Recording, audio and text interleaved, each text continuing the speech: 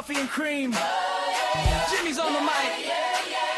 He's on your screen. From the house of Lakey Studios at the Lakey Entertainment Towers. The show starts now. Wake up and start your day with Jimmy Lakey. Unleashed. Oh yeah. Oh yeah. Oh yeah. Crank up the speakers. Tell all the neighbors. Feel that reach. Unfiltered. Unashamed, unafraid, unafraid. Coast to coast we say God bless America. There's infotainment and brilliance on your way. Wake up and start your day with Jimmy Lakey. Unleashed. Got my coffee and cream. Jimmy's on the mic. He's on your screen. From the house of Lakey Studios at the Lakey Entertainment Towers. The show starts now. Wake up and start your day with Jimmy Lakey. Unleashed. Oh yeah. Oh yeah. Oh yeah. Crank up the speakers. Tell all the neighbors. Feel that reach. Unfiltered. Unashamed, unafraid, unafraid. Coast to coast we say God bless America. There's infotainment and brilliance on your way. Wake up and start your day. All right, there we go, ladies and gentlemen. Nice to have you here, Brother Leroy, the Jimmy Lakey Mass Choir. The song got stuck on loop for some reason and just kept looping, but that's okay. Nice to have everybody here. How's everybody doing today? The day the Lord has made, Thursday, the 22nd day of January, year of our Lord 2025. How many of you are expecting an ice storm where you are at? We are told that there shall be ice extraordinaire happening across a lot of the country. I got friends out in the Nashville area, and they're preparing. Sent me photos of the grocery stores, and dear goodness, they are all bumped down tight and empty out, and everybody's preparing. Some places say they get 3 to 6 inches of ice, possibly. I don't know if that's true. It looks like the swath of ice, for the most part, is going to go from eastern New Mexico into western Texas, swoop up to the Dallas-Fort Worth Metroplex. It's going to hit the Louisiana and the Arkansas border, and then head up out towards Nashville. So that looks like the worst ice. We'll talk about that throughout the course of the morning, but if you're out there in the chat room, I know we have people all around the country, coast to coast and shore to shore. We all would like to have you check in, let us know how you are preparing for said snowstorm. I always, when these snowstorms hit, my son attends college in Missouri. I always check to see if the Missouri area is going to get some of this. They're going to get some snow and cold, but it doesn't look like they're going to get the ice. All of you Texans out there, are you prepared for the ice? Growing up in Texas, we rarely got a snow day. Every couple of years, though, you would get an ice storm. And if people say, well, Texans can't drive on ice, on snow, well, we don't get snow. You can drive on snow. Snow was not a hard thing to learn when I moved to Colorado to drive on. But in Texas, you get ice, and there is no solution for ice at all.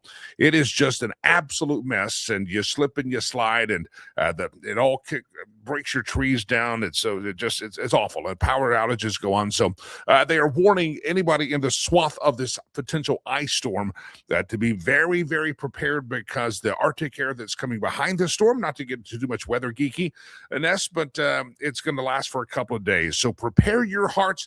And as the screen says, ice, ice, baby. I know we got lots of you in Texas out there on all the platforms that listen. And if you're in Texas, we'd love to hear how you are preparing for the ice storm. We'd love to hear your take on that. Feel free to jump into that conversation. No, Colorado, sunny. It's going to be cold, I think, this weekend, but sunny. We still don't have any snow. Still have no snow. We've had snow, and there's snow on the ground outside here at the Lakey Entertainment Towers, but it's not on the roads, and it's just kind of a dusting, and it's in just kind of the grassy knoll area. So anyway, glad to have all of you here. 22nd day of January, year of our Lord 2025. Jimmy Lakey is my name. If you're new to the show, I've been unleashed from the confines of corporate radio, and now I sit in front of this camera and microphone 5 days a week. For your infotainment, I guess. And thank you for very loyal participants in the show. All right. I was saying a couple of weeks ago, talking to some friends, and they were mentioning certain things. That's a 2025 producer Chad says. See, it's on my show sheet wrong. I typed it wrong on the show sheet. And so sometimes I say 2026. Some of you just got really freaked out. Like, did I lose a year? Or did we travel back in time? What happened? No, it's 2026. Again, you usually get in the habit of changing your date mentally because you have to write checks. Well, now that we don't write checks anymore, it takes a while to get into it. 2026. All right. Sorry about that. Producer Chad, keeping me on the straight and narrow. Speaking of straight and narrow, you're going to like the question of the day today because it's going to ask about your children.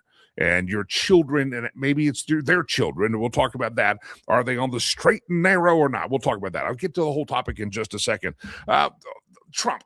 I still don't understand why it is that some people can't figure out that Donald John Trump is actually pretty predictable. This isn't about whether you like Donald Trump or you dislike Donald Trump. As you know, I like Donald Trump. But people say sometimes, I like the guy, but sometimes he's really brash. Don't you understand that's that's how he gets the stuff done.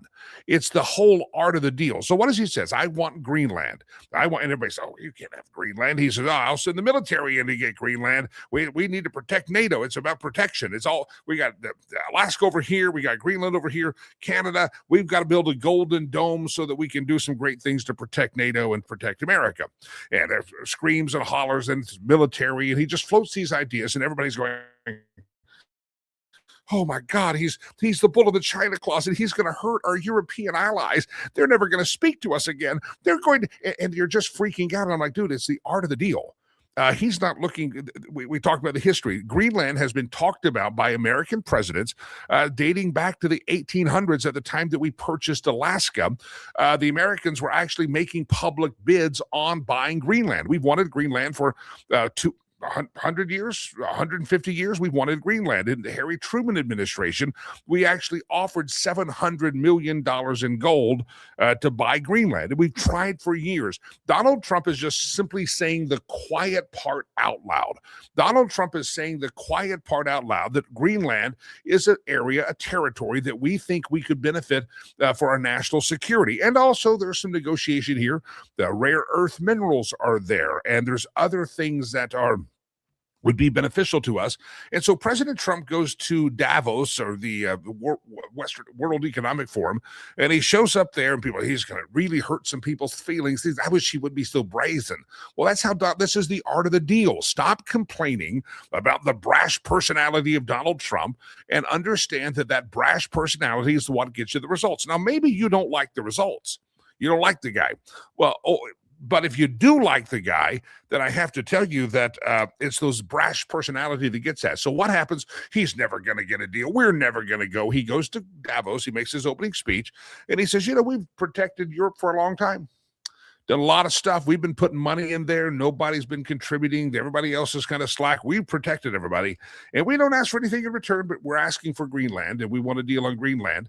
And we want a deal on Greenland. Everybody says, he's just being rude again. He's insulting them to their face now.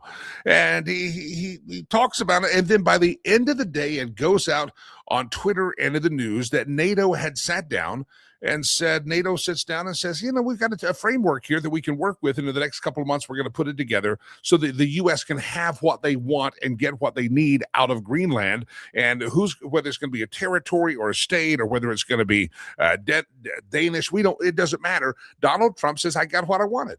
And so I just wish all of you folks out there would stop your panicking and apologizing for Donald Trump. You're a fan of Donald Trump, but you get into social circles. You're like, I know he's brash and stuff, but no, that's the reason you like the results that you get is because Donald Trump practices the art of the deal. And I said from the very beginning that the art of the deal was underway, the art of the deal was being practiced, and Donald Trump was actually 100% playing the art of the deal. So throw that out there. It has been announced. I'll give you what we do know about this thing is that there has been a deal on Greenland struck with NATO announced yesterday.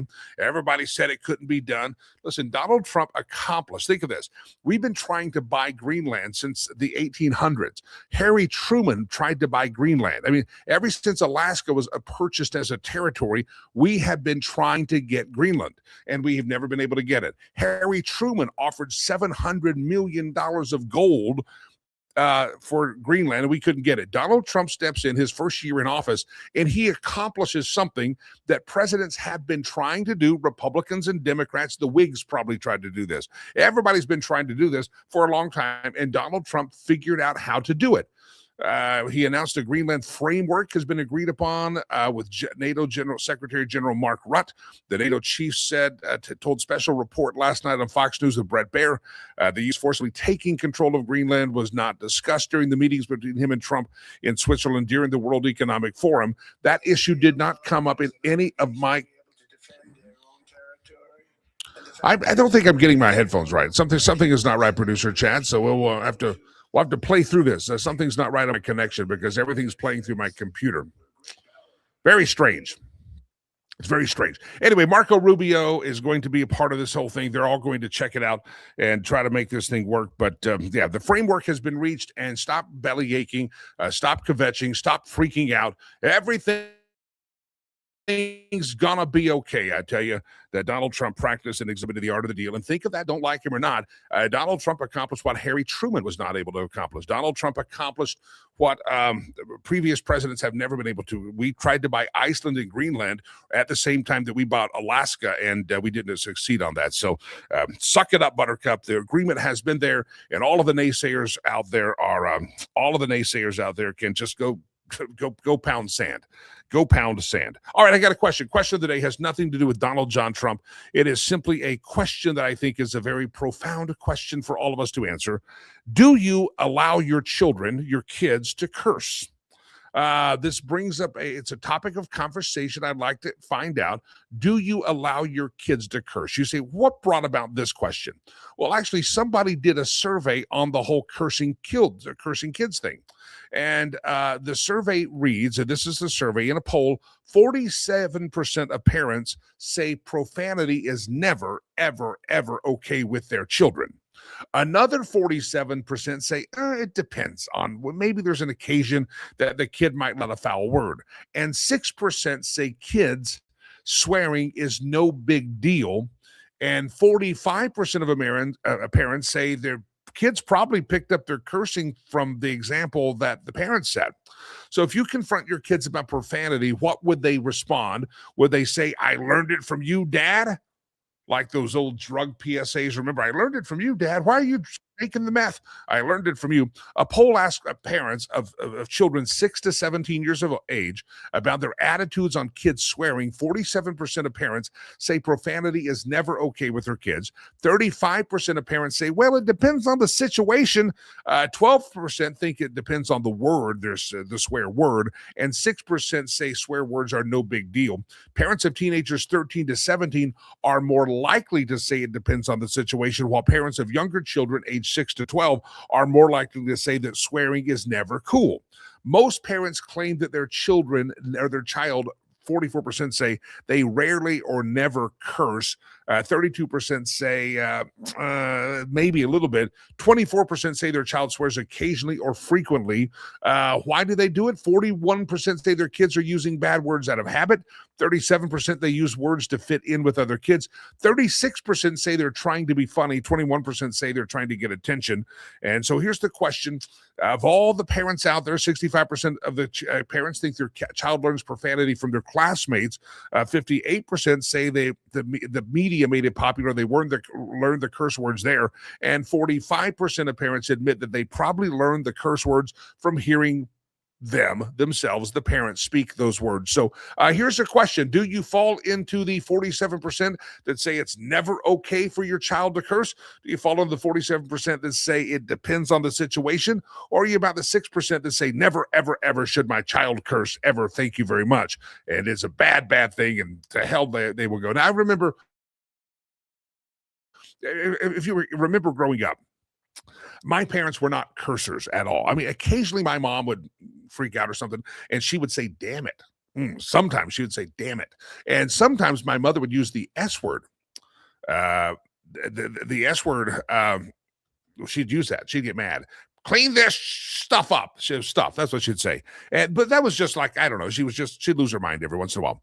And I tell you that I remember I remember walking to elementary school. I heard some kids curse one time, and then I saw this. I remember this phenomenon. I remember I saw some kids like flipping middle fingers at each other, like in 4th or 5th grade, and I walked to school that day, and I'll never forget walking to the school, probably 9-year-old Jimmy, and I remember they had their fingers in such a weird concoction and position that I'm walking to school. I'm not going to hold them up, but while I walk to school with my little backpack on, I'm walking home from school, and I'm flipping the ground off. I'm trying to see how they bit those other fingers and stuck that middle finger in the air, but I was never going to show anyone that. I saw them do it, and I wanted to see what it is, and I didn't even know. I just knew it was a bad sign.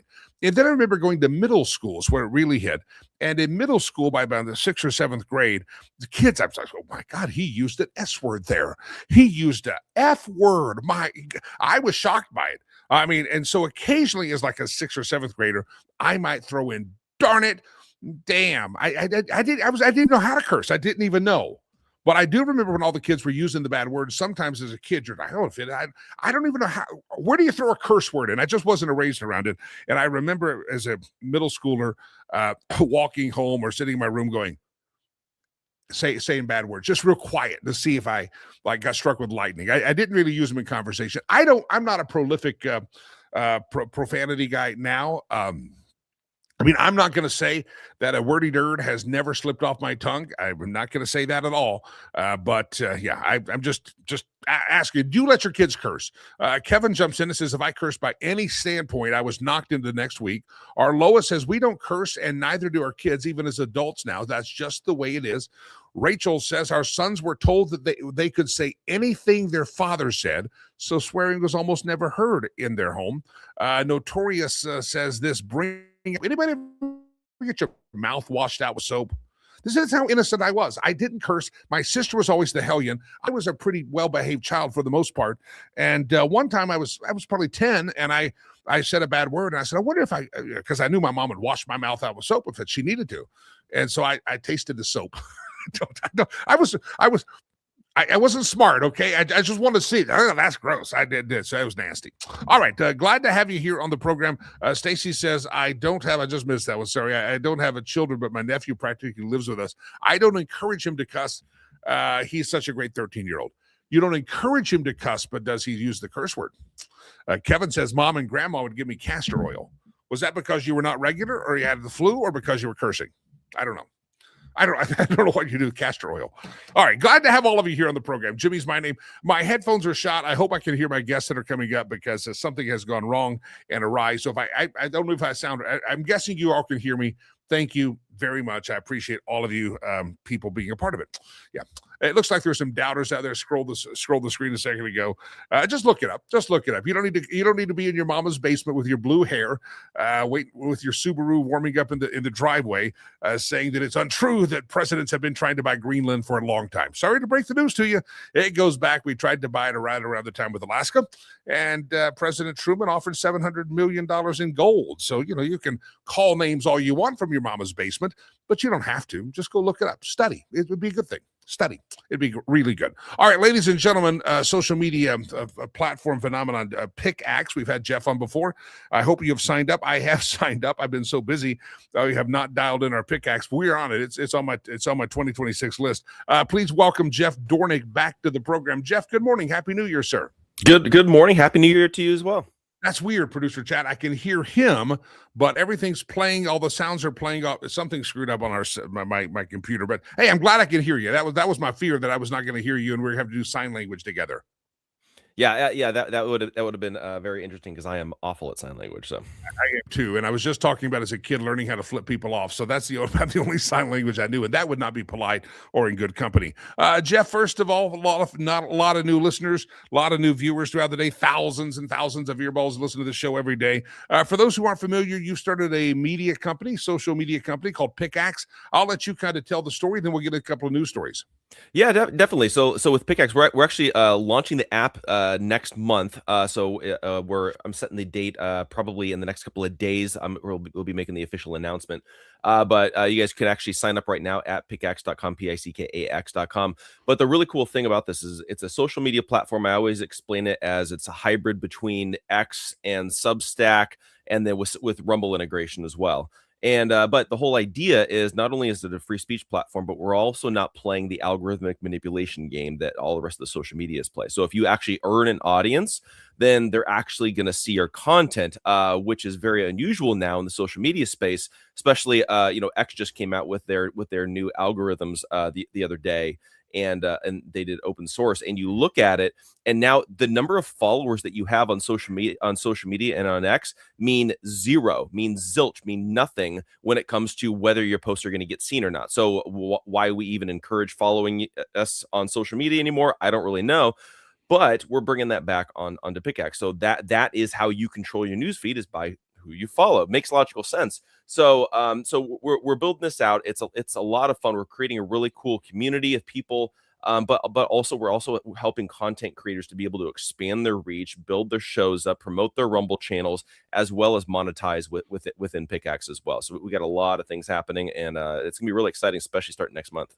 I think that's important. The algorithm is rigged. We know that from this show. We had a couple of posts recently go what we consider in the meta world viral.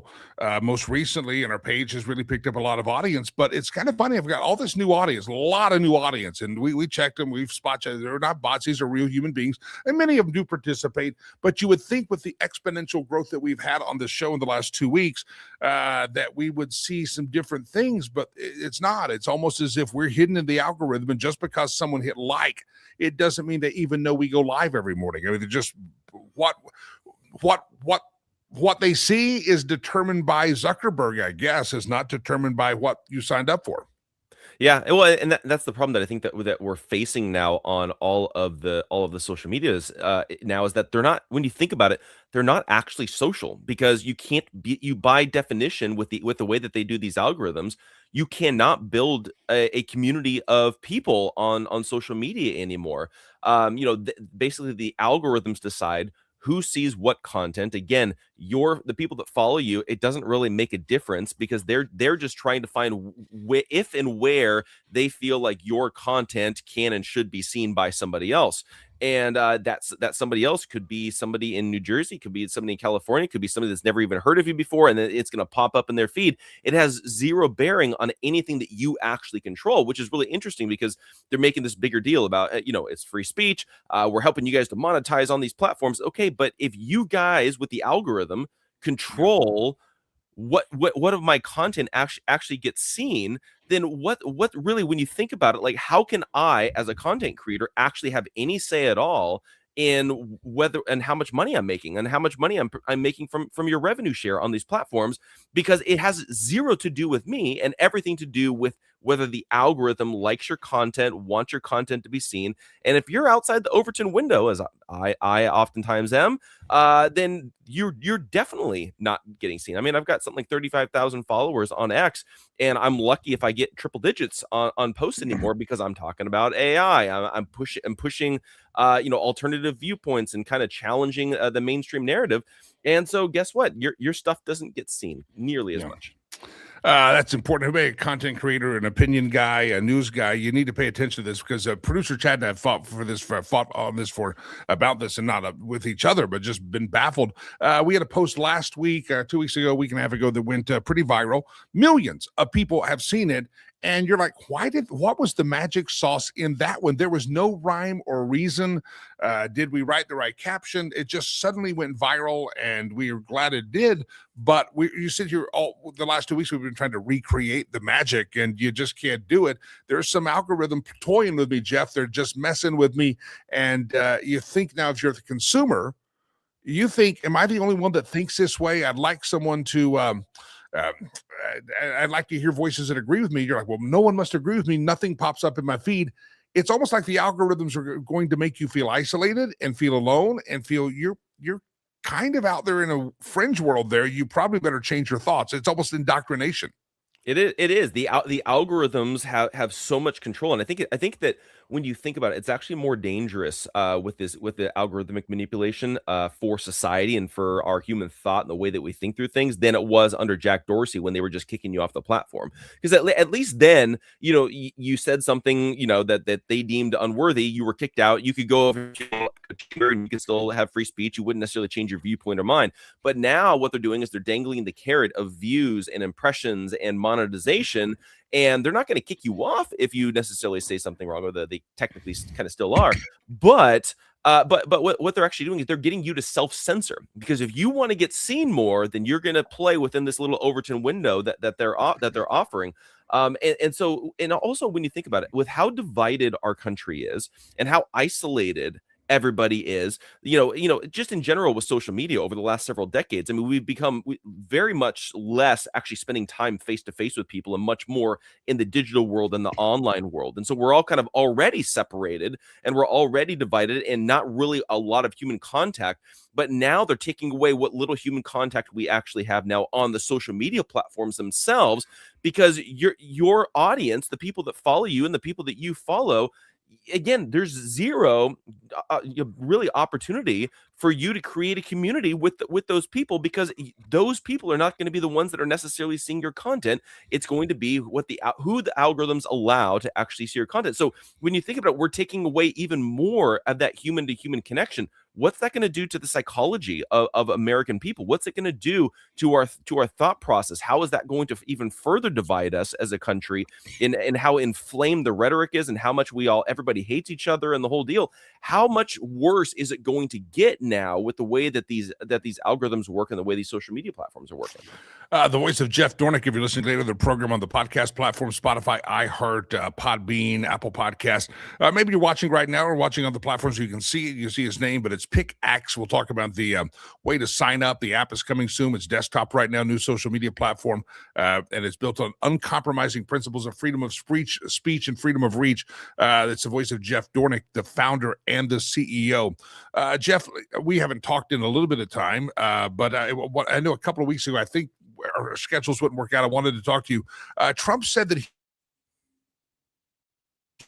he has a new housing plan, and he wants to ban institutional investors from scooping up single-family homes. I reached out a couple of weeks ago, but you were not available to talk about this topic. Give me your thoughts. Are we going to be able to reshape the American dream? There's a lot of folks hanging out on social media. Some of them just sit in their mama's basement because they're like, I'm never going to be able to own a home. I'll just live in the basement. Give me your thoughts, this housing plan and some of these ideas that President Trump is floating out there. Yeah, realistically, with the housing plan, it's good in theory, but in implementation, there's not really going to be that much of a difference. So when you actually look at the housing plan that he's putting forth, he's basically saying that large institutional investment companies and all that kind of stuff, they can't just go in and scoop up all the homes as they were during COVID and asking 20% more than asking price and paying cash, all that kind of stuff.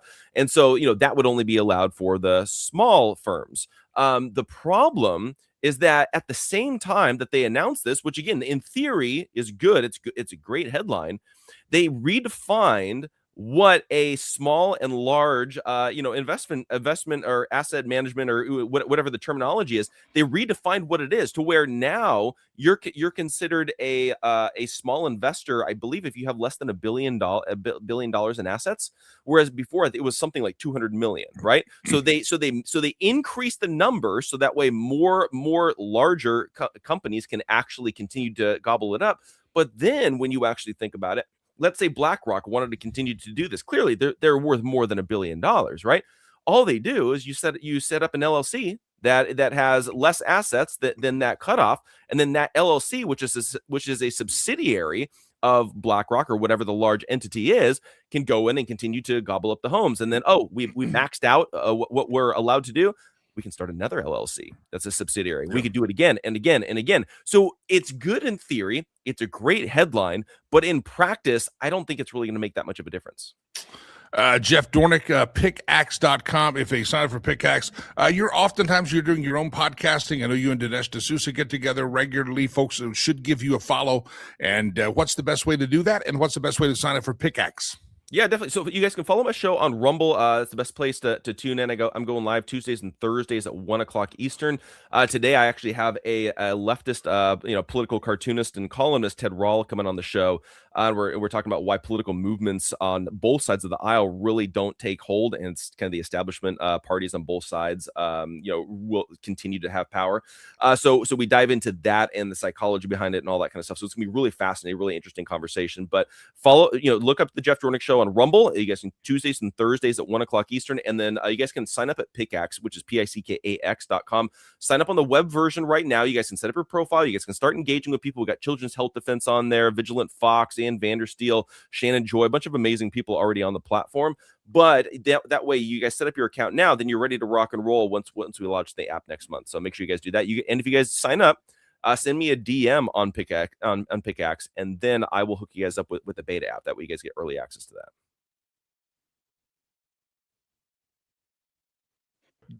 Jeff, there we go. I think we went all max headroom on everybody. I don't know if that's my connection or your connection, but here we are.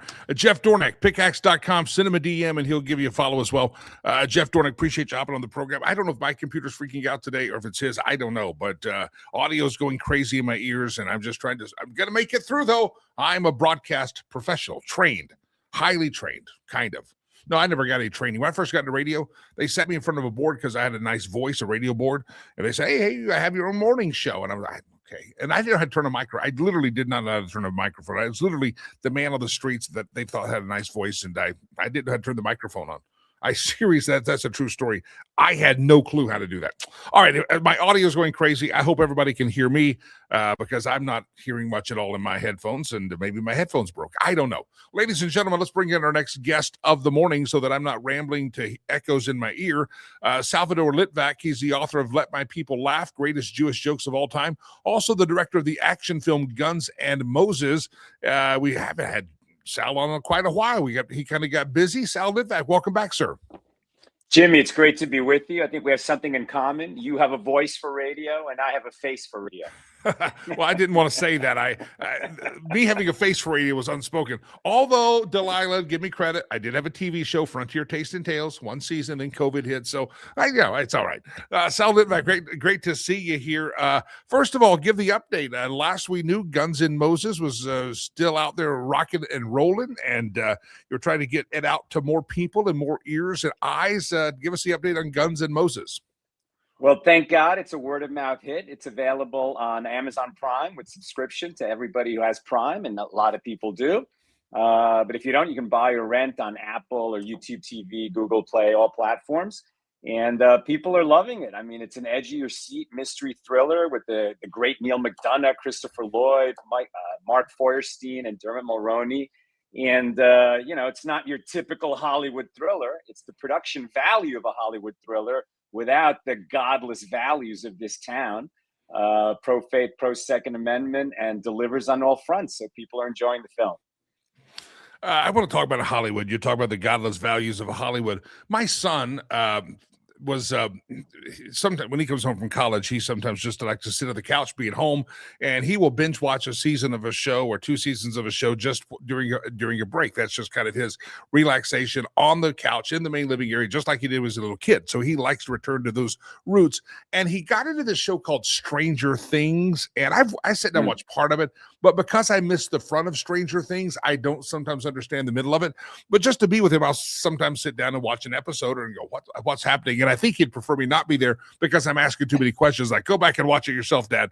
The 5th season, and I think I don't know if he's watched the 5th season, but I started reading about Stranger Things and all the media, and I said, my son knows this show. It must be a big deal. There's a character by the name of Will Byers, and he gathers his friends and family, and all of this kind of innocent. The monsters are out there, whatever's out there.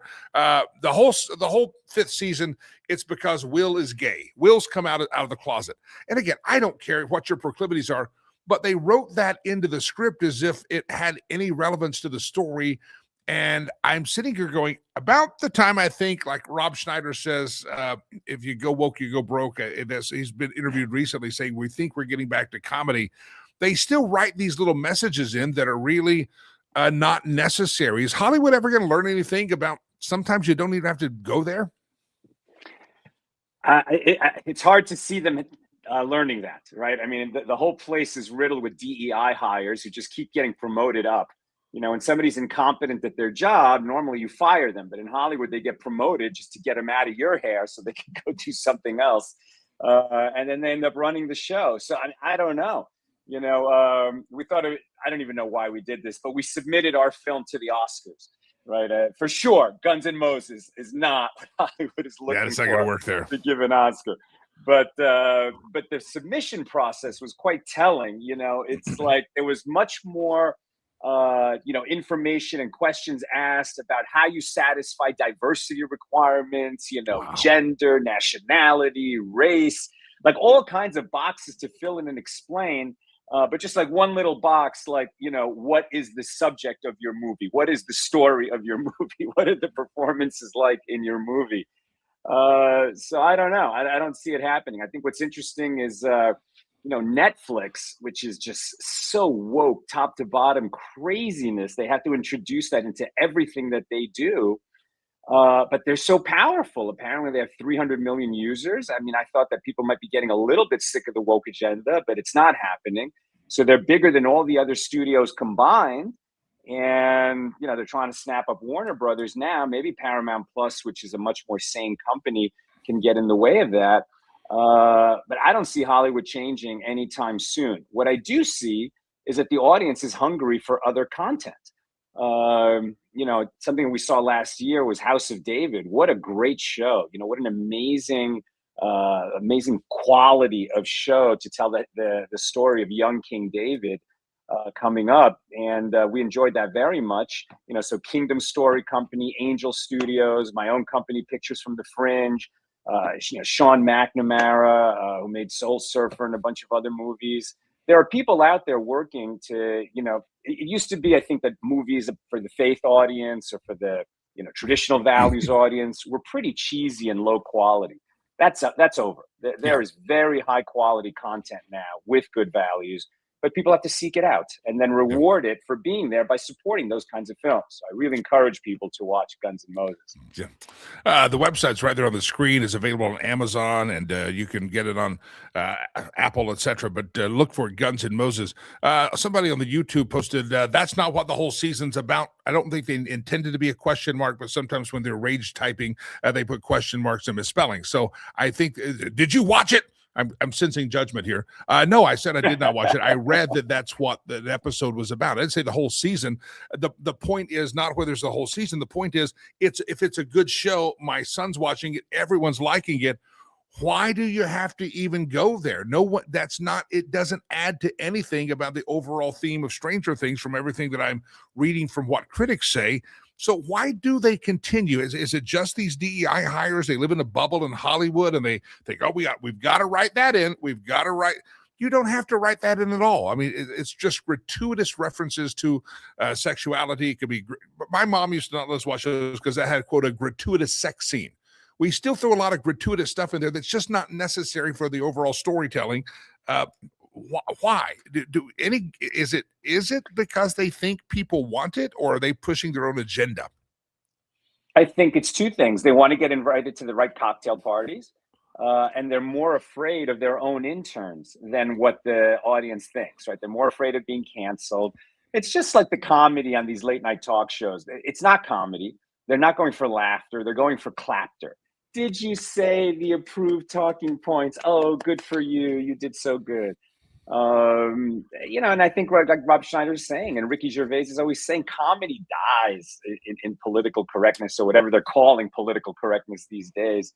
But the number one responsibility we have as entertainment professionals is to entertain. You know, if the audience is not entertained, then what are we doing? Yeah. You mentioned the Netflix deal. I'm a Netflix subscriber. I got the lowest version when they gave tiers because I don't watch it that much. I actually keep it so my son can watch. He watches it much more than I do. I don't watch a lot of television. So I have it.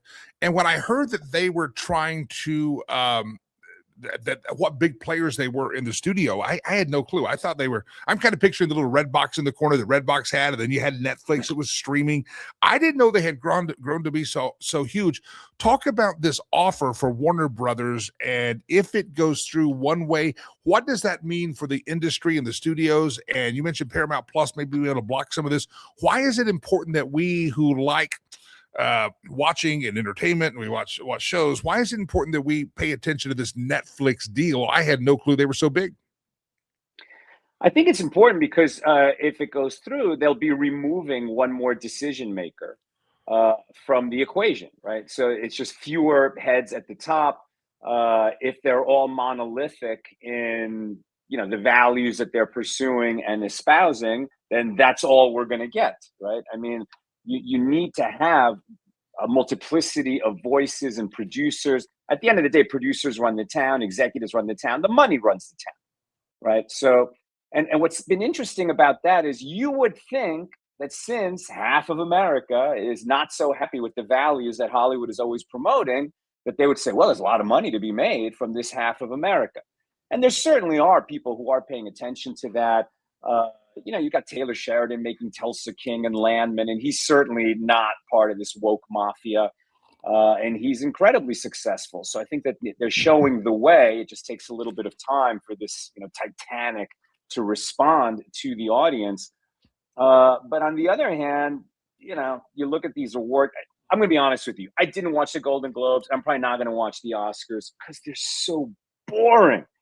Yeah. But when you look at the next day at what's winning, it's the same old story. It's just the same old story promoting, that trans is the highest on the victim poll. And therefore, we have to reward anyone who's in that camp.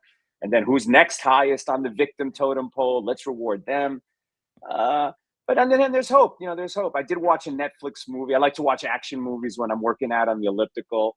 And I just saw this movie, Ben Affleck, Matt Damon. I don't know them personally, but they have a new movie called The Rip. It's fun. It's an action thriller. It's not about these values. I think it's based on a true story about crooked Miami cops and straight Miami cops, trying to make their way in that moral quagmire. And it wasn't really about any of these woke issues. So that was a fun movie. It seems like, remember a couple of years ago, recently, even more recently, Disney was putting out cartoons and shows that people weren't going. They were tanking at the box office after spending millions and millions of dollars and billions of dollars. And, it was all, they were just putting these DEI issues that were unnecessary. You want to take your 8, 9, 10-year-old to a princess movie and not an indoctrination movie. It seems like Disney had to make some changes. If I recall, don't remember exactly. It seems like they had to kind of back off that. The Hollywood studios don't seem to be backing off. No. Superhero franchises, that's been totally taken over by this stuff. There's a lot of indoctrination going on in America at all times. Just think how much worse it would be if Donald Trump had not been elected, if America hadn't spoken, so loudly and resoundingly. We're just talking about entertainment today, but I mean, I was just listening to an interview, if we could switch gears for a second, Sure. About what's going on in Israel, right? And that for decades now, the foreign news bureaus are covering the conflict between between Israel and the Palestinians as if this is one of the biggest conflicts on earth, right?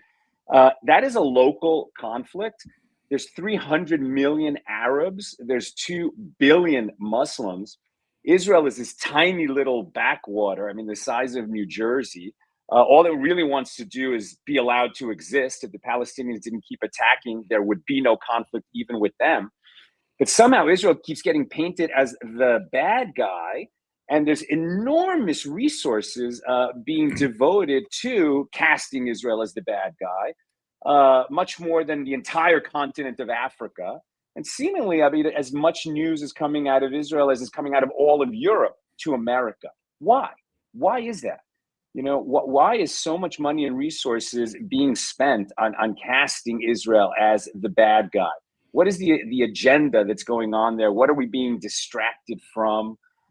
Who is paying for that? There is an enormous amount of money that's been put into the American system. to convince people that Israel is bad. And now it's just not even Israel is bad, Jews are bad. And somehow that whole intersectional culture that if you support trans, you must be anti-Israel. If you support gay people, you must be anti-Israel. Whereas Israel is the only place in the Middle East where it's safe to be a gay person or even a trans person. I mean, none of this makes sense until you start following the money, and who is putting the money, who's injecting the money into our system to tell us, how we should be feeling about issues that would otherwise fall a very different way here. Yeah. Anybody who feigns a death war is a horrible thing wherever it happens. But you watch all the students at the Ivy League schools, Columbia, they were out there supporting, Gays for Palestine. It's like, I think you've said, it's like chickens for KFC. It was some weird protesting out there, shutting down the campus, harming and harassing Jewish students, all because they really view the sanctity of life and they're standing up for humanity. And yet we've had the numbers of death and massacres and genocide that happened in Iran in the last couple of weeks really is staggering. It's higher than what these people were protesting out of the Ivy League. And there was not a protester out there. We stand with Iran. It's because they didn't get their marching orders. They were indoctrinated that Israel's bad, Palestine's good, and Iran, we don't care. Our lords told us this, and this is what we get upset about. I mean, the hypocrisy between the two is very telling. Extraordinary. I think more people have been killed in Iran in the last couple of weeks than were killed in the entire 2 years of the Gaza conflict. And these are people just out in the streets saying, support us, help us. We got to get rid of this crazy totalitarian government that is stuffing, the harshest, most draconian Islamist Sharia law measures down our throats.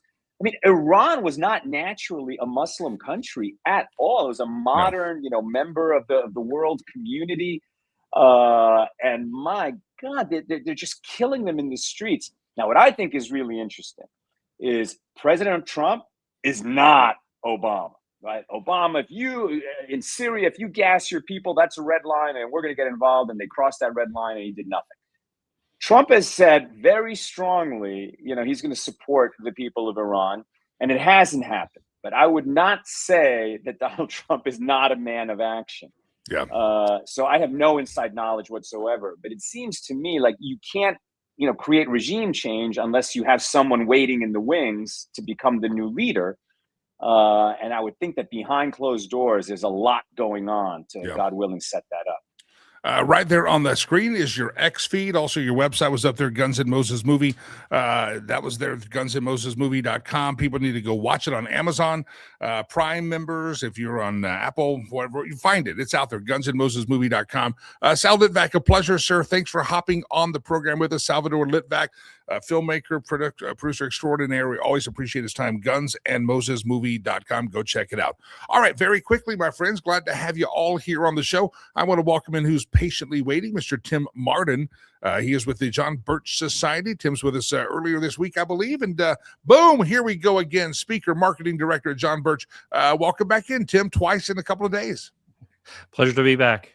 I want to dive into this story. You at the John Birch Society, a long history defending the Constitution, promoting limited government, individual liberty, personal responsibility, and that's what JBS has been doing. We'll talk more about that in a second. There's been some disturbing stories that for some reason, I think we've lost the fact that what our First Amendment gives us the right to do. The First Amendment is freedom of the press.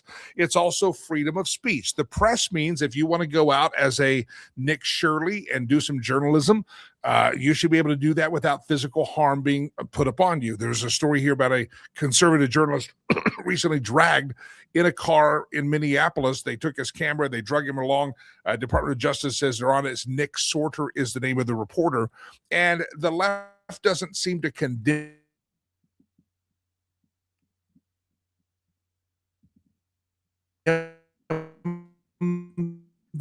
that. The department almost killed for. And then you have on the other invades a church, probably has created crimes. And that's what freedom of the press is. Freedom of the press in the American left's head is disrupting a house of worship and terrorizing the people in the house of worship, but freedom of the press is not being an investigative reporter to try to find waste, fraud, and abuse. We seem to need some education on what the First Amendment, sir, is all about. Fair enough. Yes. I mean, let's go back to simply when the founders got together and started forming this country. They had left a king that, and otherwise, was kind of the antithesis of all of this.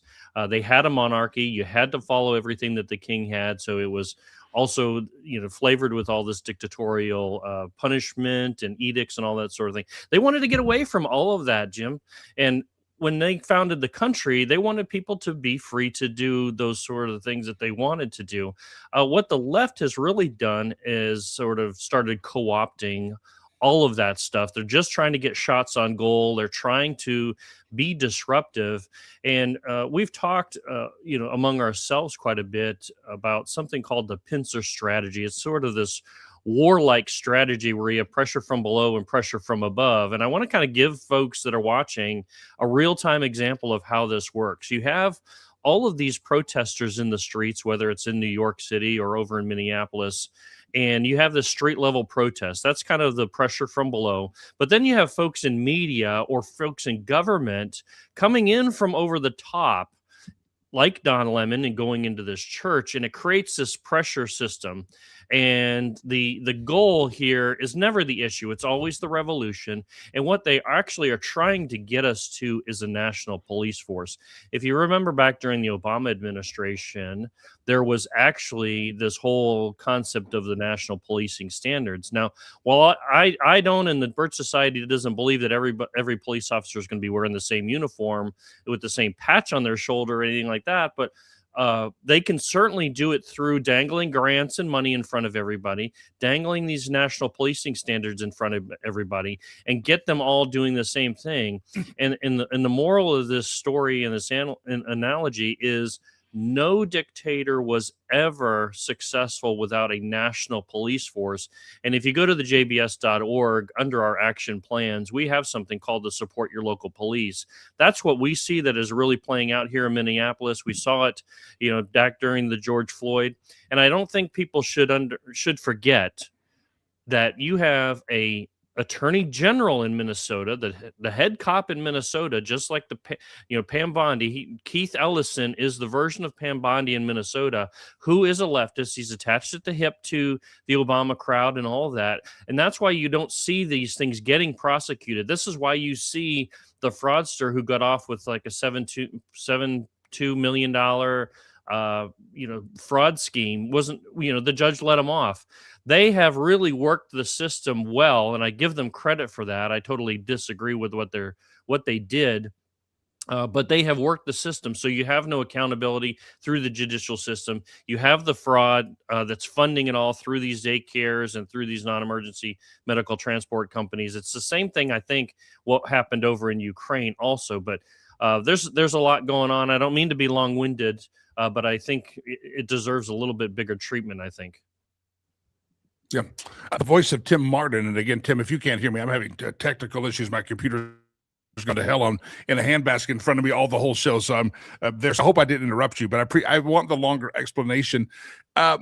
You're talking about the National Police Force. You're talking about these police standards. I'm going back to the days of COVID. I'm going back to the days of Tim Walz sending National Guard troops down through neighborhoods and shooting pellets at people, saying, "Get in the house, get off your own front porch." And we tolerated that, and we tolerate so much. We tolerate because we're told, "Oh, Don Lemon, he's just practicing freedom of speech." No, we don't have to tolerate that. Nick Sorter, he's getting treated. We as a people need to be educated that and maybe the government used COVID as a way to find out just how far they could push us by making us stay locked down. Because why? Dr. Fauci said we had to stay locked down. Was that almost kind of a test run, or they took some devout notes and said, maybe? Oh, for sure, for sure. I mean, you remember, never let a good crisis go to waste. But some of these things are deliberately done, and they are, yes, they're taking notes, and they are sending these different trial balloons up and seeing how we react. That's just strategy. That's That's how these things sort of work. So yes, I'm really surprised. I know they wouldn't have gotten away with that in my church. I could tell you that. But you know, it is. I am certain once the whole thing kind of pans out, I am certain that there were people in that church before this all went down on Sunday where they were scoping it out. They were trying to figure it out. You know, there's some, the strategy is, you know, you go in and you sit separately so that it looks a little more spontaneous when one person jumps up over here and one person jumps up over there. It's this appearance of, you know, more support than there really is, because if everybody comes in together, it's sort of viewed as just as one enemy. But you know, you have this disbursement, it makes it look a little bit harder to deal with. And you're right, I am kind of getting a little bit of feedback, so maybe I'm just silent. No, that's all on my end, my computer, and some things are going through my headphones, some things are playing on computer screens. I don't know what's happening, but we're going to make it through. That stuff. It's crazy. I'm not complaining. I kind of am. Breaking news, though, Tim Martin. Federal authorities have now announced this morning, Pam Bondi just announced this morning, they have arrested 2 anti-ICE agitators, the first of many, they think, after the mob stormed a church in St. Paul, Minnesota. Bondi is naming Nakima Levi Armstrong and Chantil Louisa Allen as the suspect. Cash Patel says the pair are charged with violating the FACE Act, which prohibits interfering with the exercise of religion at a place of worship. And this happened just a moment ago on Pam Bondi's X feed. Minutes ago, at my direction, HSI and FBI agents executed an arrest in Minnesota. So far, we have arrested these 2 people who allegedly, as second arrest has been made at my direction. And all of the couching of the words is, so far, we've gotten these 2, implying that there's going to be some more arrests coming. She says, we will share more updates as they become available. And in bold letters in all caps, she says, we do not tolerate attacks on places of worship. Give me your thoughts. Maybe some accountability coming out there finally? Yeah, I in my walk and the people that I talk with, Jimmy, everybody wants people in jumpsuits and chains, and they're done with the talking. They're done with the talking. I want to see the state, you know, pull up here and really, you know, make an example out of these folks. I'm maybe a little bit leery about it being on a federal issue, but since it is within a state. If it crossed state line, you know, that's kind of a nuanced part of it. But I don't know that, you know, if it's left to the state here in Minnesota in this example, that they're going to necessarily do much, because again, you know, going back to what I was saying earlier about this Keith Ellison, kind of lets all that stuff slide. Nobody gets prosecuted, or people just get let off. But you know, these folks, it's kind of funny. You know, they want to be arrested to some certain extent because they're going to play that up in the media. They're going to go set up the GoFundMe account now, and they're going to launder a little bit more money here and there on these sort of things. I think people are wising up to the game. I'm really super happy that they are, because frankly, once you see a couple of these just kind of main building blocks, all the other stuff is just a retread of the same kind of issue there. It's like watching a football team where you see them, they're running the ball all the time. It's the same kind of play, different actors, maybe a little bit different result, but it's all sort of the same basic stuff. I think you bring up a great point that we all should probably consider, is that as you're watching the protesters, whether they're burning down Minneapolis during the George Floyd riots or the Renee Good ICE protests, all this stuff, they do have, I mean, first of all, a lot of them are probably paid agitators. We need to find out where they're getting their money and how they're out there day after day. IRS look into that, or somebody look into that, because they're getting paid for this. But I think you bring up a great point. We have to look at the end results. They're hoping they want causation. They want something else to happen. And maybe it's a GoFundMe page. Maybe they want a national police state. You got to get back and say, it ain't just about their anger right now and their rioting and destruction and throwing frozen water bottles at people. They're looking for a causation. And we have to know what that is. And then we can kind of better understand how to tamp it down. Yeah, it's all about the revolution. It's never about the issue. The immediate issue is just the vehicle that they get there. And if you look at these signs, they're all pre-printed. At the bottom, they say the Party for Socialism and Liberation. If you go to the pslweb.org website that they have on there, you can see that it's a Marxist organization, just like, you know, the admitted BLM rioters. You know, that was sort of a Marxist. Yep. And the broader picture for folks to understand is just the undermining of America. That's why you see the attacks on the church, the attacks on family, the attacks on mortgages to keep people, out of the middle class. All of these are underpinnings of the American experience and what makes us America. They have to undermine all of those pillars that make this a great nation. And the middle class was one of those pillars. And that's why you see the attacks on all of the middle class to create the separation, because socialism gets us to the haves, have-nots. And that middle class doesn't exist there, so they got to get rid of it. The haves are going to be the controlling class. The have-nots are going to be the controlled class, and they're going to enforce it with actual use of force. That's where it spills over to communism, like Lenin spoke to us so clearly about. Tim Martin, JBS Director of Marketing. I appreciate you hopping on. Folks can go to your website. It's going to pop on the screen here, jbs.org. And there's lots of action plans, lots of ways for people to get involved, lots of ways to educate yourself. Tim, they go there. You mentioned a couple of things people could sign up or learn about, especially about local law enforcement. Real quick, go. Sure. Under the main menu, you'll see all of our action projects there. Support your local police was the one I referenced specifically earlier, but there's all kinds of stuff to just search around. You'll find it. jbs.org. Tim Martin, appreciate you hopping on again today. jbs.org. Go check out their website. Thank you very much. Ladies and gentlemen, it's a Thursday edition. Those of you who watch the show, listen to the show, even on radio back in the day, you know that Thursday's a day that we're oftentimes honored with the presence of Jay Ratliff, aviation and travel expert, also day trader extraordinaire. He'll teach you how to day trade. You want to take his class. But Jay Ratliff, welcome to the program, sir. Happy Thursday. A pleasant good morning to you, my friend. Well, I started the show talking to an audience across the stage. Thousands of earballs hear this show. Eyeballs see it every day. And throughout the day, and some people will be listening in the afternoon. And in some of these places, the snow, the sleet, the ice is going to start falling. It looks like if you're going to be traveling, you might want to start figuring out your alternatives in certain areas. It's an absolute going to be a mess. And thankfully, it's January 23rd, 4th. It's going to be impacted, not in December, because if this happened a month ago, boy, it would have been just even more of an issue.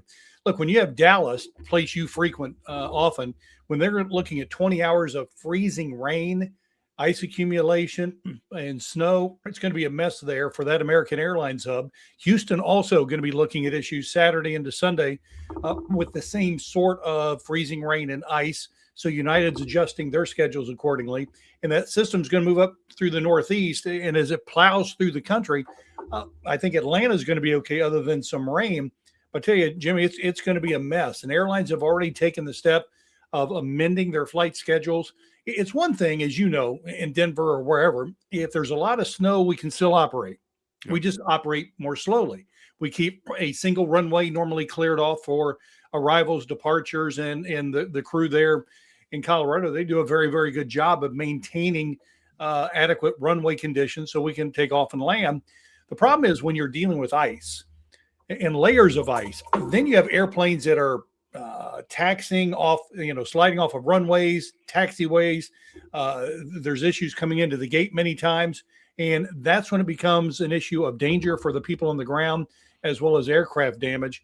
So we're already seeing airlines cancel a great number of flights. They're also issuing and have issued a winter waiver, which means if you're traveling to or through any of these affected areas, they'll waive the change fee so that you can rebook it for a later time.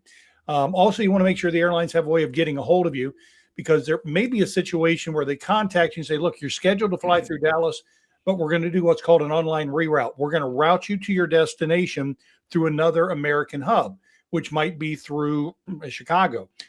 So again, if the airlines have a way to get a hold of you, that's great. And American just rolled out on their mobile app, Jimmy, something that's great. It allows you during times of a regular operation, like we're about to see over the weekend, if your flight itinerary has been impacted with a delay or cancellation, you receive an immediate notification, and then through their app, they'll give you alternatives. Cancel, here's another flight you can look at or whatever. They'll also, within that app, give you food vouchers if they apply. Also, the hotel accommodations, boom, instant.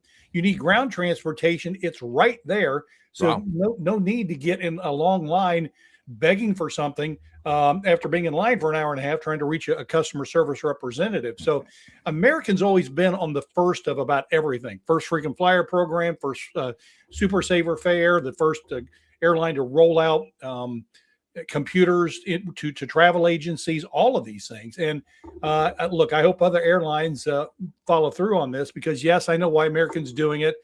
More IT means less personnel. They can cut their head costs, but it is something for a traveler that is very, very useful. You sent me two stories that deal with Lufthansa Airlines. I've never flown Lufthansa. I've heard good things about it for the most part. One is about the old lithium battery that we talk about oftentimes and the problems that they have, and why they give these warnings all the time about watch out for your cell phone if it falls between a seat, don't leave it. All the lithium batteries can be a problem. But then you also sent one about Lufthansa and their sleeper row. And as a guy who travels internationally and not always in the front of the plane, sometimes I'm in the back with everybody else. Sleeper rows, sir. Let's talk about Lufthansa batteries and sleeper rows. Well, on the lithium battery side, you can go to YouTube or any social media site. Many times you can do a search for these things overheating and igniting. And it's scary how fast they catch fire, and it achieves a great deal of heat very fast. Lufthansa is following the lead of many airlines, saying, look, you're allowed to bring these charger ports on board, but you can bring no more than two. They never go and check luggage, obviously, lithium battery of any kind. But carry-on, you're allowed to have two. But the change is limiting them to two, and you cannot put it in the overhead storage compartment. It has to be underneath the seat in front of you or in the seat back pocket. The reason that they're mandating this is because when these things start to smolder and overheat, you have a precious few seconds that you can notify the flight crew. They are trained as firefighters in addition to everything else. And they've got the fire suppression bags and procedures that if that thing overheats and catches fire, they can contain it. You can Google Air Busan, that's Busam, and there was a device that overheated at the gate while they were boarding. There's almost nothing left of the top of the airplane, nose to tail, from one device overheating, catching fire. So that's why aviation is just, I mean, look, it just, I can't believe we're still allowing a lot of these things on the plane, but that's Lufthansa's latest change, and other airlines have adopted that, and some are moving in that direction. Now, as far as the sleeper row, they've started this a couple of years ago, and it's really catching on. If you're on a Lufthansa flight, which is the German carrier that flies all over the world, and you're on a flight of 11 hours or more, you can actually pay for an entire row. Now, what happens is, let's say that the aircraft is only 75% full.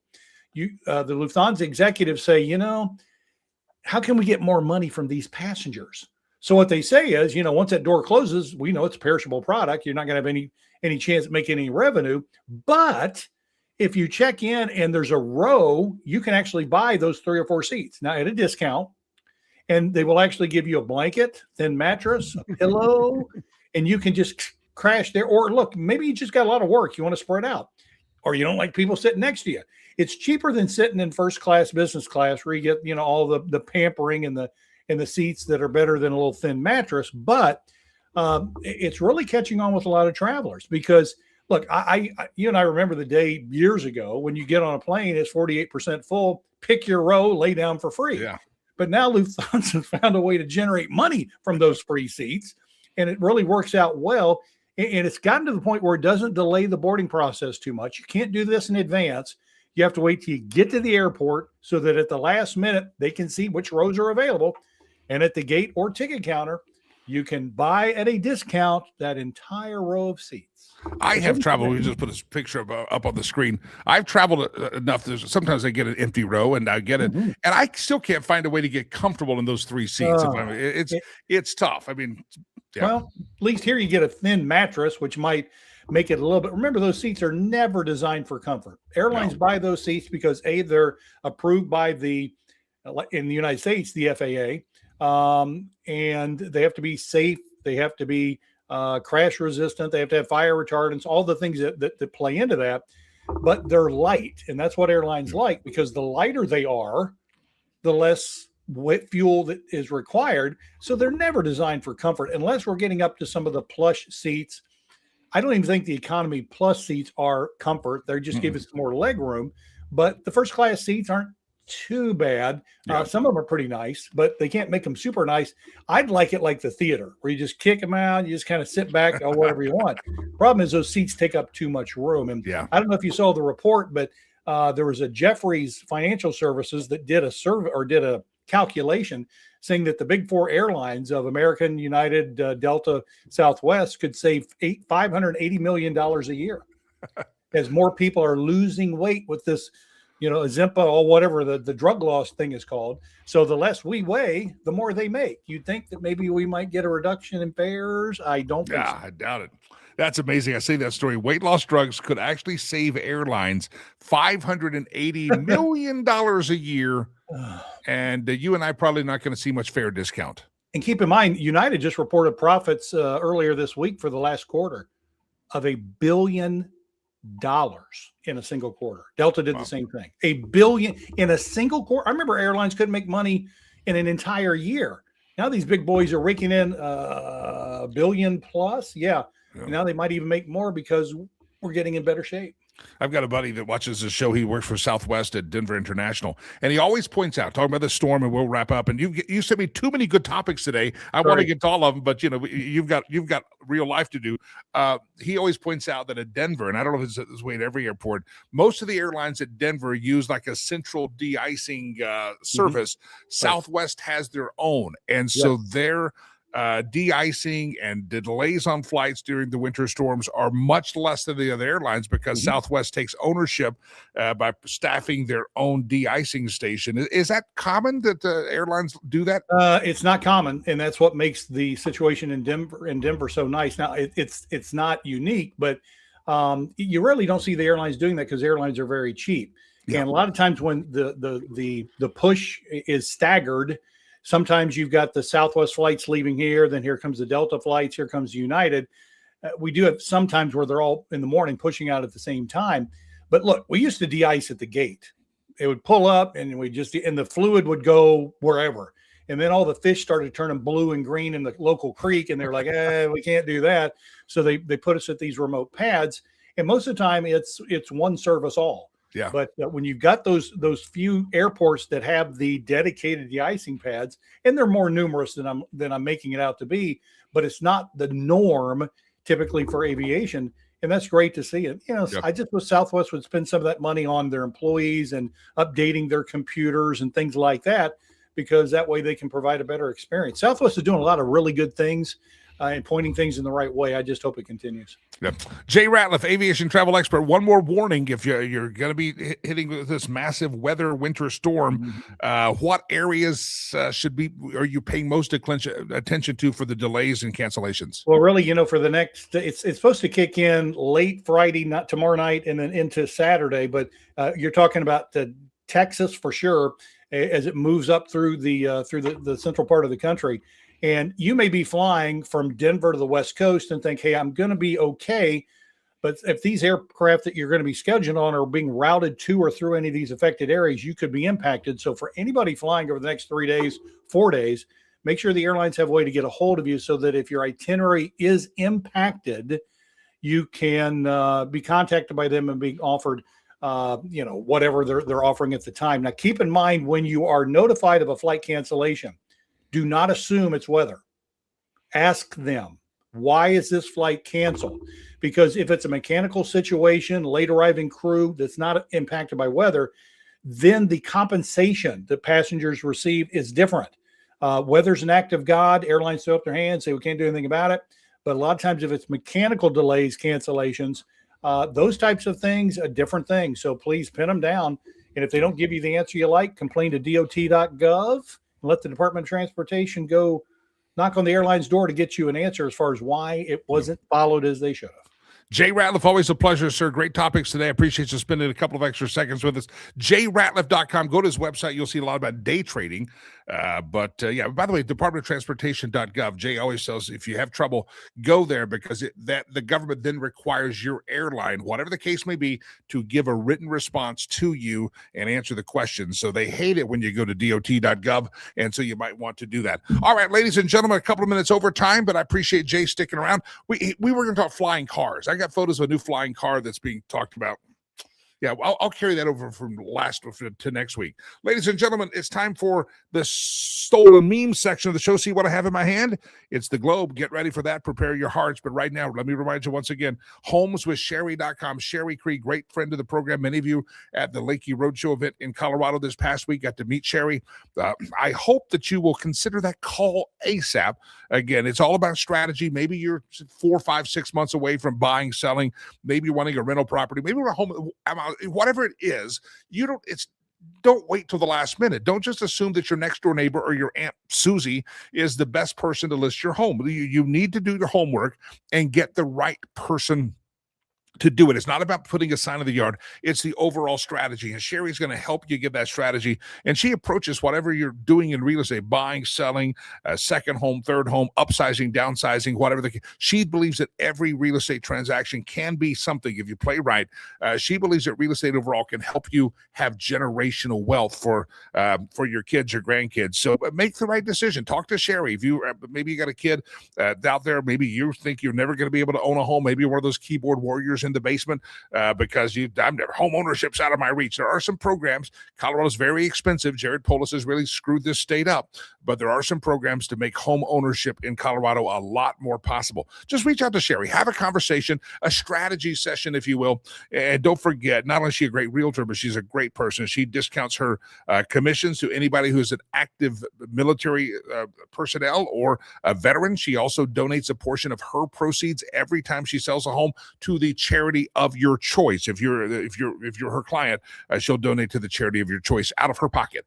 Homeswithsherry.com. She's been to Africa. She's seen our Legacy Christian Academy school, and we always love having her on the program. She should be with us tomorrow. Homeswithsherry.com. Homeswithsherry.com. Be sure to tell her that Jimmy Lakey is talking about her. You heard about her here. Give her a call. Homeswithsherry.com. No obligation, but you're going to get a lot of information. Homeswithsherry.com. All right, let's do it. Stolen memes. Round around the globe we go. Where we steal the memes from, no one knows. This year, I'm proud of myself for never having tried a drop of alcohol. An occasional bottle or old-fashioned, sure, but a drop, never. There you have it. Producer Chad and I have no clue what that's talking about. What? We don't even get it. Round around the globe we go. Where we steal the memes from, no one knows. Politicians who want open borders pulling into their gated communities after their long 2-hour shift down to the Capitol. That's true. And they have access to Capitol security as well. Capitol Police can protect them. So open the borders. That's what they say. Round around the globe we go. Where we steal the memes from, no one knows. A therapist says, what do we say to people to let them know we're welcoming them into our lives? Me, I say, buckle up, biatch. So I clean that up a little bit, Delilah. Therapist, no, that's not really what you say. Yeah. And you wonder why your children curse. They see you passing memes around like this. Round around the globe we go. Where we steal the memes from, no one knows. I believe this came from Linda, one of our viewers out there. I forward him always to producer Chad if he doesn't see him. There's Jared Polis, the governor of Colorado. There are dumb arses, and then there are Colorado Democrats. Truth bomb right there. Round and round the globe we go. Where we steal the memes from, no one knows. I don't rise and shine for anymore. I freaking crawl out of my blanket burrito, chug caffeine like it's holy water, pray I don't throat punch someone before 10 a.m. All these memes makes us all remember we're getting to that place in life of get off my lawn. I'm a very pleasant person. I'm a happy warrior. Yeah, I can make it till 3 before I throat punch someone. Round and round the globe we go. That's why Delilah gets off work at 2:30. If your city bans straws but hands out free needles, you're being governed by idiots. Truth bomb, once again. Again, illustrate absurdity. It's true. Round and round the globe we go. Where we steal the memes from, no one knows. Here we go. I believe this came from one of the listeners. I don't remember who. I apologize for not giving you credit. Maybe several people send these things in. Meanwhile, preparations for the winter storm are underway in Texas. There they are, prepping the roads there with the Texas Department of Barbecue Sauce, spraying the roads there. You know, if you got enough habanero or pepper in that barbecue sauce, that wouldn't melt the ice. Never mind. I like it, though. It's just a shame to see all that barbecue sauce go to waste. Shame. Round and round the globe we go. Where we steal the memes from, no one knows. There it is, ladies and gentlemen. China has decided that we can no longer steal intellectual property for the day because we're getting too good at it, and we want to leave some intellectual property for the Chinese to see.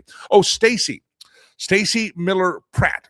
She sent the barbecue sauce. I knew it came from somewhere, but yeah, Stacy gets credit for it. She's stepping up and go, me, please pay attention. She's, yeah. I like to give credit where credit is due. I like to. So, Stacy, thank you for the memes. We appreciate it. All right, tomorrow morning we should be back here. Good Lord willing, the creeks don't rise, and no ice storm predicted here. If you are part of that ice storm, watch the weather. As Jay Ratliff said, call the airlines, check and see if your flights are done. Even if you're not in the southeast and the south of the country, it could still be affected by it. So you might want to pay attention over the weekend. The next 3 days of travel could be rather adventuresome here in all across America with that ice swath sucking up a lot of the south and the southeast. So be careful out there if you're traveling. Check it, even if you're going west, it doesn't matter. The flights, you could have planes stuck and can't get out, and that it could be the plane you're supposed to use to go to the tropical paradise. So just check with the airlines and make sure the airlines can get in touch with you. All right, don't forget Rivers promised today, and I'd like you to know, you say, Jimmy, you keep asking for food. How much does food cost? I've got some details that my guy sent me this morning. I asked, give me the details. If somebody just wants to buy a bag of rice, because we have big bags of rice, how much would that cost them? How much would it cost them to buy some eggs for the kids? How much would it cost them to buy? I've got all the details. It's coming up in an email. Go to riverspromise.org. Sign up for our email list on there. Scroll down. Get on the list, and we'll be sending that out later today. Ladies and gentlemen, I am Jimmy Lakey. I mean this from the bottom of my heart. I hope the sound audio quality has not been too bad today. It's all screwed up in my ears, but I don't know. It seems like it all worked. Everybody could hear me. I'm just hearing all sorts of things as I talk. God bless you. God bless America. I am Jimmy Lakey. Peace. I'm out of here.